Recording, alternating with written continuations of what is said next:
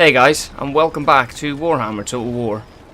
I hope you've been enjoying the series so far, but I have to say I'm really sorry for how blurry the video quality has been for the introduction and the first two episodes. I've ended up switching recording software for the series from Shadowplay to OBS to stop frame blending for one. I also turned off MLAA in the graphics options menu, which I had on by mistake. That's Mongolian Labradoodle anti-aliasing for those of you who aren't technically minded.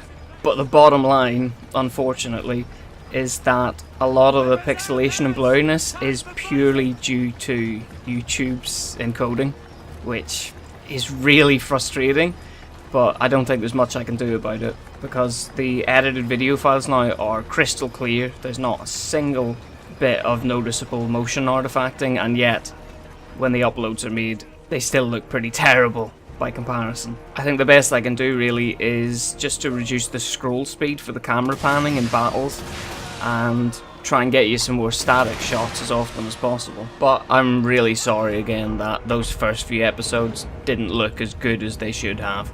And lastly then, the other thing I want to mention before we get started with episode 3 is just to reassure you that now we're settling into the campaign pretty well. The pacing of the episodes will definitely increase quite considerably. I mean, I don't think it was a bad idea to start the first couple of episodes off slow and to be as explanatory as possible about things as we played through. However, now that we've discussed some of the mechanics and decisions that we've been taking at great length, it definitely frees us up to start playing a bit more fast and loose in some situations. So with that in mind, let's not waste any time. We'll jump straight back into where we were before, which is just after the Battle of the Bloodpine Woods, when, having absolutely crushed the remnants of the Empire Secessionists and their clandestine support from Middenland, we pressed the captured troops straight into our ranks for the sake of replenishment, brought Franz back across the Reich to heal up, and have also been awarded the services of a new Bright Wizard for completing the quest. It's a little bit disappointing that we didn't get a Celestial Wizard, because I was going to rename him John D. But in the scheme of things, I think Bright Wizard is probably the easiest to use. He's certainly got the most offensive capability. But his name is Fedoran Southernhof. There's no way in hell I'm going to remember that in the middle of a battle, so he's going to have to get renamed, I think. There are some who call me Tim. No, let's not be silly. Nobody makes Monty Python references anymore. We'll just be sensible and call him Fireball McGee. Wonderful. That's easy to remember. Anyway, amusing wizard names aside, we're going to need to expand as quickly as possible into a suitable power base. Because even though we've just locked Reichland down and it's a big province, it's not going to be suitable in the long run to support the kind of military that we're seeking to build into. And of course we're also sitting on top of a full stack army whose troops aren't doing anything more useful than chasing the local farmers' daughters around and stealing their chickens. What are you there? Put that chicken back this instant, or I'll have you hanged for looting. As I see it, we can either expand west into Marienburg, or we can go east into Wissenland. But both choices definitely have pros and cons here. If we decide to go east, for example, we'll be grabbing a 3-settlement province, whereas the wasteland of the west, or the Westerland as it used to be known when Marienburg was part of the Empire, has only 2 settlements in it. Wissenland would also be beneficial in the long run for the caliber of our artillery. See what I did there? Artillery? Caliber? Little joke? No? Okay, fuck you then. And it also has iron as a raw resource in Feildorf, which I think we could use as both a tradable resource for export, as well as the means of building a military support building to again enhance the quality of our troops. Those are all long-term benefits though. As you can see just by glancing at a settlement like Nuln here, it looks like we'd have to dismantle a lot of stuff and move a lot of stuff around to make any of that plan viable. The Westerland, by contrast, is pretty much a license to print money, at least in Marienburg anyway. Marienburg takes a lot of its inspiration from the Republic of Venice. I think it even uses a lot of the same terminology for some of its governing bodies, like the Council of Ten, for example. But essentially, it's a big, ostentatious place filled with canals, which is all about trade and commerce and becoming obscenely wealthy. The catch, though, and of course there's always a fucking catch, is that taking control of Marienburg will put us on the front line, eventually anyway, with all of the Norscan tribes sailing down from the Sea of Claws, which means that a fair proportion of that obscene wealth will ultimately have to be ploughed back into beefing up defences in Marienburg with better walls, garrisons, stuff like that. But if we want to pretend that we're at all concerned with Jus ad Bellum, we can take comfort in the fact that we have a semi-legitimate casus belli with Marienburg, in that they only seceded from the Empire about 70 odd years before France became emperor. And even then, it's not like they separated on legalistic grounds. I think they just bunged Dieter the third, fourth, maybe, like a big huge sack of money and buggered off. My point, as those little scrolls pop up telling me that we can't take the faster of the two routes because we don't have diplomatic access with Middenland, is that if we decide that it's wiser to attack Marienburg before Wissenland, which I've pretty much convinced myself of at this point, we don't even need to feel guilty about it necessarily while we steal their money, because we have good cause to. Sort of. Defensive alliance with Stirland? I'm gonna say no for the time being.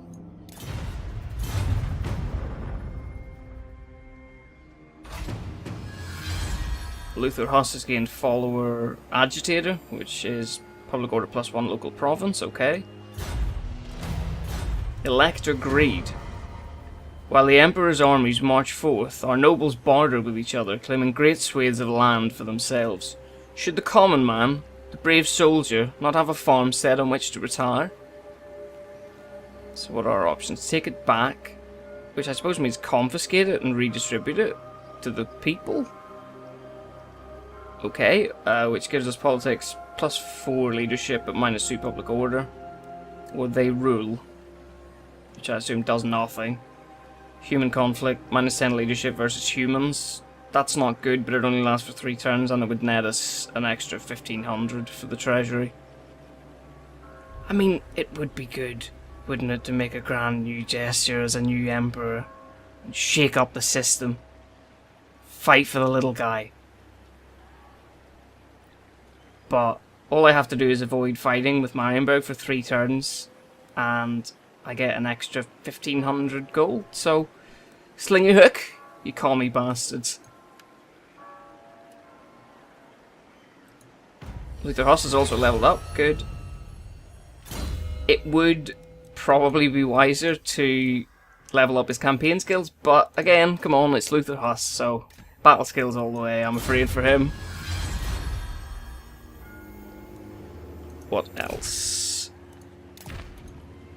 Doesn't seem like there's much else happening. We'll keep Karl Franz in forced march, which means he can move further. But it's still going to be an extra turn before I can get up to the border with Marienburg. Let's go.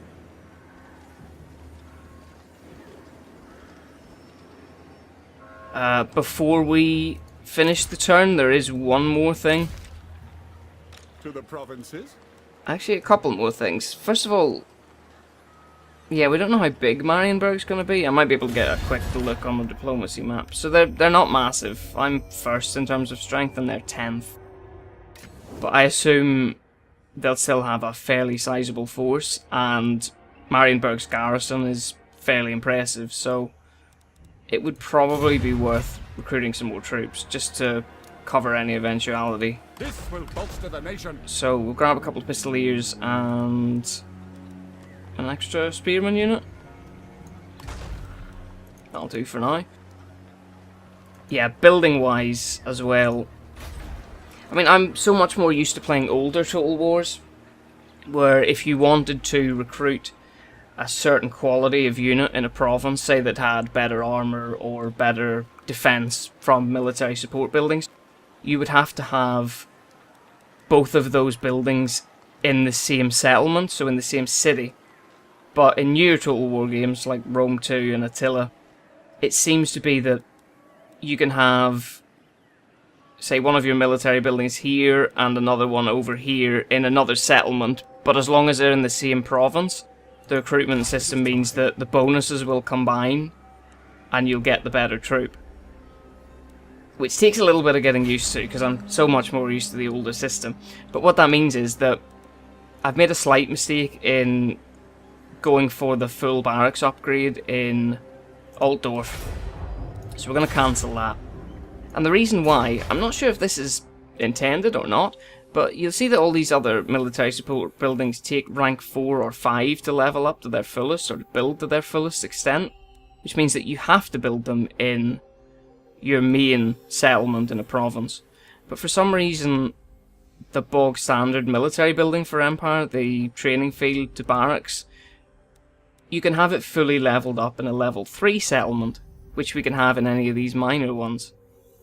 Which means then that if I move, I'm sorry that was a very long-winded way of explaining this, although it's slightly complicated, but what it means is that if I'm not going to build a barracks there, we'll stop building this tap room in Helmgar and we'll build a training field there instead. And what it means is that when Helmgar is level 3, which we'll also do, I can get the full barrack building tree here and free up a construction slot for something that takes level 4 and 5, like a Temple of Sigmar or the Altdorf College.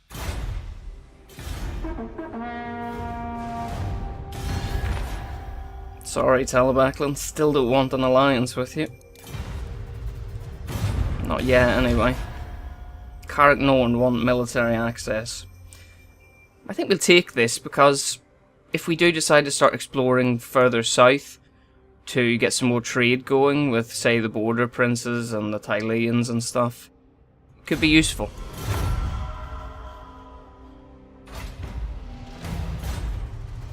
Foolish vainglory. They say you revel in victory. They say you spend more time erecting monuments to battles past than managing the realm. They say you are a fool. Who says these things? Direct them to me. I'll bring them into the Imperial Palace, I'll give them a nice glass of wine, and then I'll fucking throw them out of a window. Which technically I think is called defenestration, but that's neither here nor there. Thankfully there's not much else to do this turn though. We're going to have a nice quick one. All we're going to do is get the training field pushed into a rally field. We will also, because we've upgraded the settlement in Grunberg, we can now level the cow pens up to level 2, which I think is worth doing. We're going to end up dismantling this when we've reached full growth, but for now that's only 1,000. And let's also get a weaving house in Grunberg to start the economic benefits snowballing as soon as possible. And then when this training field, rally field, when that completes, we will dismantle this one in Altdorf and we'll be able to get a bit of cash back. There we go. 1,200 marks, crowns, groschen, thaler, ducats, whatever you like. Because we're probably going to need it. We're kind of starting to eat into our treasury a little bit. But that's pretty much it. All I'm going to do is move Olden. I'm going to put him in March so we can travel about as far as France could. This is just in case. We're hedging our bets in case we need him. I'm hoping that we won't though. And we'll also move Franz. First thing we do is take him out of forced march stance. Empire's blessings, yes. Because for some reason, if you move him at all in that stance at the start of a turn, you can't change stance. Although if you start in neutral stance and move, you can then keep switching stances. Go figure. Did I really just say go figure? I think I did. I'm very sorry. But that's it for this turn. And now we at least can see what Marienburg are doing. And we can plan the court. They've left the settlement. I didn't just imagine that. Did I? They've left the fucking settlement. Defensive alliance with Carrick Norn? You know, I like the dwarves. I really want to take this, but I don't want them going to war with, like, these bastards, for example, and getting put... You know, I'm going to say no for now. No defensive alliances. The most important thing here is that, yeah, Marienburg have left the city. Oh, they've gone to attack the Skull Smashers, who I guess only have this one settlement left. No. Which is fantastic, because it wouldn't have been... It's nearly suicidal, to be honest, with this quality of troops, even though his are similar, to attack a city with... Well, it doesn't have a massive garrison, but still. An 8-stack garrison and a full-stack army versus my full-stack army of bog-standard troops. 2 characters in it, as well as that, and Fireball McGee doesn't even have any bloody fireballs yet, so those are pretty much useless for now. But we don't have to deal with any of that, and we probably won't even need Olden now either. Because, well, let's see if we can do this. There's a fair chance that this will work. I mean, I fucking hope it does. You can see the red circle there, which indicates how far away we'd need to be before the garrison doesn't respond or can't reinforce. And yeah, if you mouse over, you see the woods here have an ambush success of 70%. I think it's our best option. If it doesn't work, we're going to be in an unenviable position, but if it does, we're made. So 70% ambush chance, I think we should go for it. My orders are to move. Please let this work, man. Yes, to unite the provinces. No shouting at the troops through the trees this time, Carl, please. We need this. We really need this.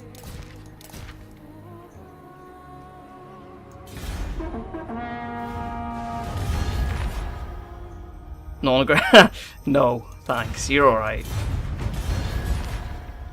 Defensive alliance. Will you stop with that?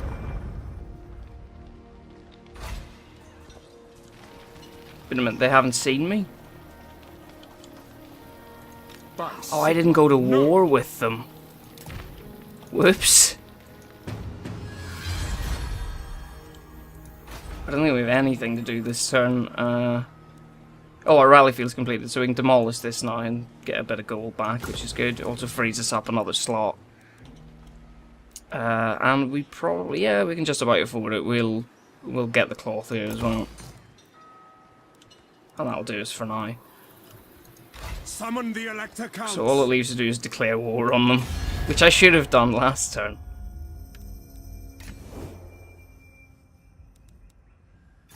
Greetings, my countrymen. Do you come in peace on this fine mark tag? No.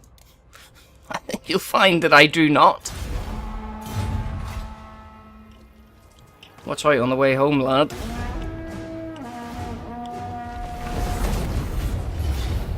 Oh, sweet Jesus, they walked right into it.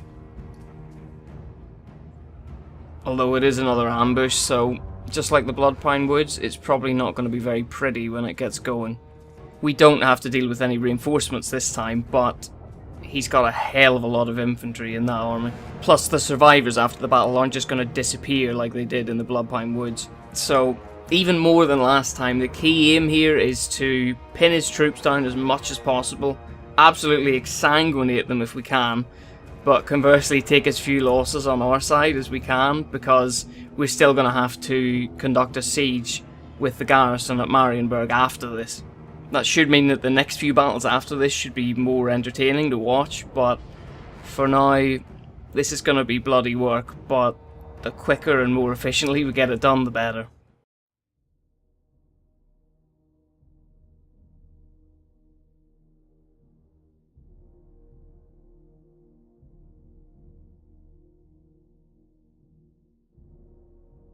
Welcome to the battle map. I thought I'd give you a quick tour of the enemy's position there before I showed you our deployment.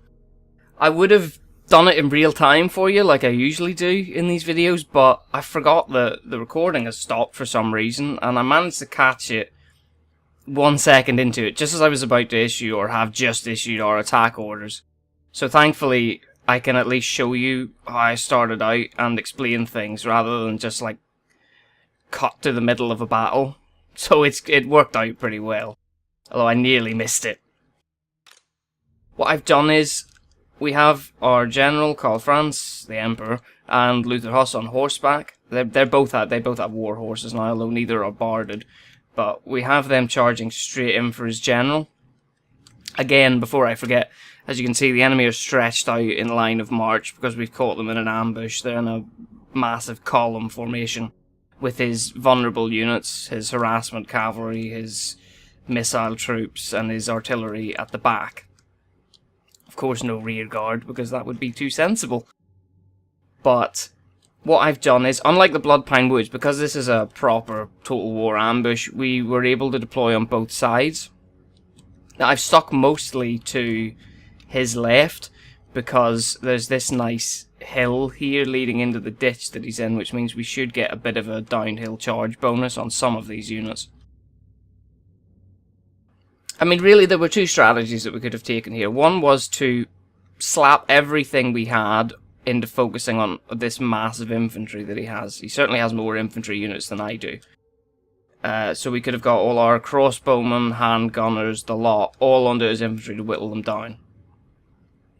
Which is perfectly viable, because these units mostly, apart from the artillery, they're mostly harassing troops, and the crossbowmen probably could do minimal damage to me. What I've decided to do instead, though, is focus, and this could backfire on me, but I think it's a viable strategy, is to focus all of our ranged troops, because we have a big range superiority, or most of them, apart from the handgunners, onto his harassment troops and ranged troops to whittle them down as quickly as possible, while at the same time pushing things like the Bright Wizard we have, and the Reichsguard, and a little holding force of swordsmen in to disrupt them. So they won't get good positions to fire, they won't be allowing them to get comfortable.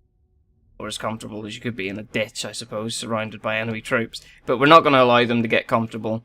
We're going to harass them with infantry while our ranged troops whittle them down quickly. In theory, what that means is that we can then pull all of our ranged troops into firing into the backs of this massive infantry, which our infantry by then will have engaged, and if not routed, will at least have been able to hold in place for that to happen. So that's the overall strategy of what I'm going for here. I have issued attack orders. Like I say, I just caught this 1 second in that I wasn't recording, thankfully. So our general and Luther Huss are making a beeline straight for his general. If I hold down, it's ugly as hell, but it does, you get a faint idea. Some of our swordsmen are coming down the hill here for these sword units. We have handgunners up here that I have off fire at will. I want to let everything engage before I fire into a blob, which could, I'm hoping that'll go well. That could be a good thing. I've tried to use I've tried to sort of maximize the fact that we can attack from both sides, which may mean that these guys get frightened from being attacked in the flank, or it could mean that the line just ends up being all a bit strange and indistinguishable from each other. It remains to be seen. But so most of our swordsman units are engaging his swordsmen, although I've made sure to lay out enough of a force of infantry to engage all 4 of his spear units. And the only real reason I'm doing that, they're not a threat in terms of my infantry, but it's so that my Reichsguard, after hitting his artillery here, will have free rein to roam around and charge into what they need to charge into. I've also targeted, like I said, each of my crossbow units has been targeted on a specific missile unit of theirs. So these 2 are on their pistoliers, this one is on those pistoliers, and this crossbow is into that crossbow unit. What I'm going to do as well, finally here before we start, is issue... I didn't think our wizard had a fireball skill, but apparently he does. So I'm not going to complain, we're going to use that straight away and push it...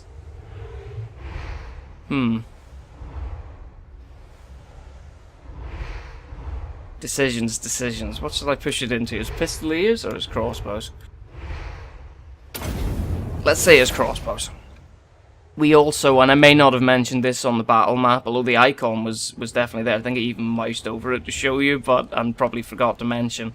But because he was in forced march stance after he raised the last Orcish settlement belonging to the Skull Splitters or the Hyman Smashers or whatever the fuck they're called. Pardon. Well, I'm gonna have to cut that, aren't I? Anyway, after he raised that settlement, all I can think about is Hyman Smashers now. Why did I say that? Let's just start the fucking battle, shall we? Fuck. Okay, so I think we'll... Oh, that's unfortunate. I can't get on the wizard and watch him at the same time. Let's try this. I want to see this fireball going in, because we haven't used magic at all in this campaign yet. Here we go.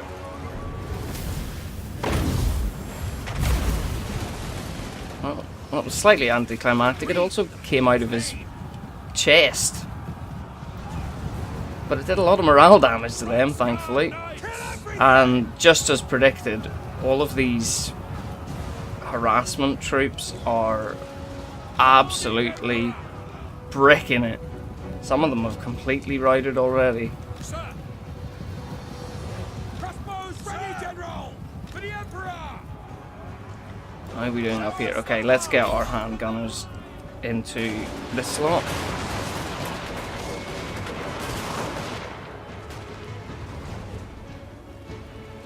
It's unfortunate we didn't really see the downhill charge, but you can't keep an eye on everything at once.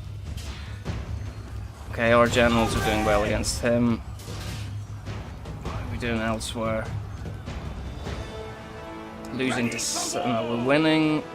Even. We seem to be doing okay, and we've pretty much routed all of his missile troops. Yeah, they're gone. Okay. Our battle wizard has just decided to wade into that somehow, but... Can you cast a fireball while being in the middle of a group like this? This is an interesting quandary. No, I think his cast got interrupted. I'm quite pleased that that's a thing. Right, let's get into the back of those spearmen. We've been dilly-dallying around too much. Also reform our crossbowmen and start firing into the backs of these. His crossbowmen are gone. I'm going to get our crossbowmen there to fire into that artillery because I want that dead. I do not want that leaving the field intact. Handgunners are doing alright. Okay, our general and Luther Huss need to chase down his general. I don't want him, again, leaving the field alive. So some of our infantry have had a little bit of a kicking, but just as predicted, all of his missile troops broke like water.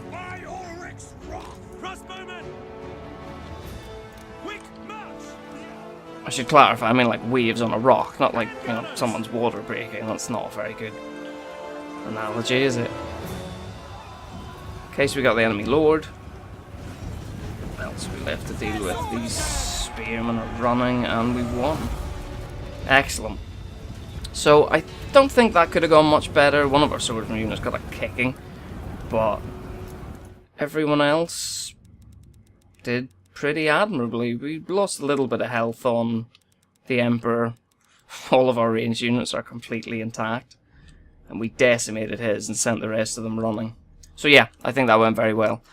What I'm going to do here though is, now in old Total Wars, I think at least up to Shogun 2.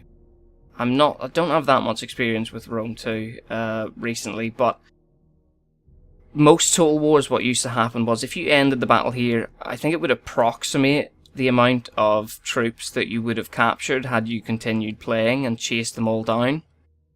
I'm pretty sure it doesn't do that anymore. So in most circumstances, it's fine to leave it that way, and that's okay. But because we're trying to do as much damage as possible to these troops, and we also still need to siege down Marienburg, and they also have another settlement after Marienburg that has a big capacity to produce military troops. Military troops?